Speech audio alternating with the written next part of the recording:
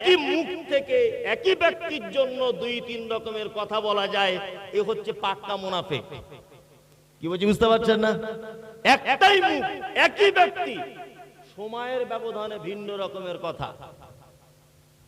ওই জন্য আপনাকে আর একটা কথা বলি, সেটা হচ্ছে এই ফজরের সময়তে মসজিদ থেকে বার হয়েছে, বার হয়ে ইমাম সাহেব দাঁড়িয়ে আছে, এবাদুল্লাহ সাহেব, আসসালামু আলাইকুম। ওয়ালাইকুম আসসালাম। সত্যি এতদিন নামাজ পড়তে আসছে, আপনার মতো লোক খুঁজে পাইনি। এত সুন্দর কণ্ঠ আপনার, গলার সত্যি সুর আল্লাহ আপনাকে দিয়েছে, খুব প্রশংসা করলেন।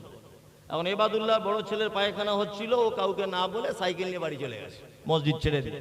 কাউকে যে বলবে এই সুযোগটাও পাইনি।